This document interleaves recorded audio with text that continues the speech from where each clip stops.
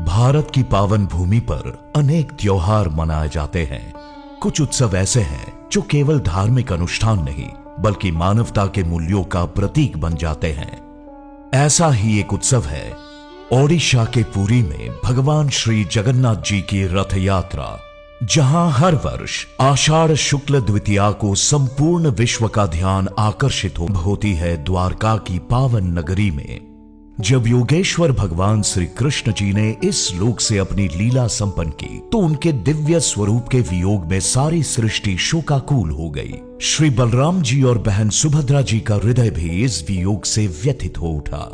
कहा जाता है कि प्रभु के पावन अवशेषों सहित वे द्वारका के समीप समुद्र की ओर प्रस्थान कर गए। इसी कालखंड में द्वारका के सैकड़ों मील दूर पूरी नगरी के महाराज इंद्रद्युम्न को स्वप्न में भगवान ने संकेत दिया कि उनका पावन स्वरूप समुद्र तट पर एक दिव्य काष्ठ के रूप में प्रकट होगा तथा उसी से श्री कृष्ण, श्री बलराम और सुभद्रा जी की पूजनीय मूर्तियां निर्मित हो। कुछ समय पश्चात समुद्र की लहरों के साथ एक अद्भुत दिव्य काष्ठ तट पर आकर ठहरा, जिसे दारू ब्रह्मा की संज्ञा दी गई। यह साधारण लकड़ी नहीं थी बल्कि परम ब्रह्मा का स्वरूप था। ठीक उसी समय स्वयं देव शिल्पी श्री विश्वकर्मा जी का एक वृद्ध कारीगर के रूप में आगमन हुआ। राजा इंद्रद्युम्न ने उनसे विनम्रता पूर्वक मूर्ति निर्माण का अनुरोध किया।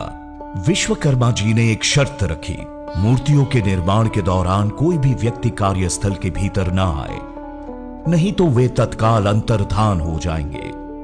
राजा ने यह शर्त स्वीकार की और उन्हें कार्य के लिए एकांत प्रदान किया। कई दिन बीत गए। कक्ष से कोई आवाज नहीं आने पर राजा ने द्वार खोला।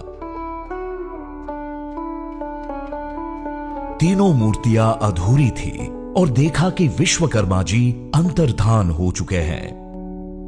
राजा ने निर्णय लिया कि ये मूर्तियां ही भगवान का सच्चा रूप है और इन्हीं मूर्तियों को स्थापित किया। इन्हीं पावन मूर्तियों के साथ आरंभ हुई रथ यात्रा की महान परंपरा।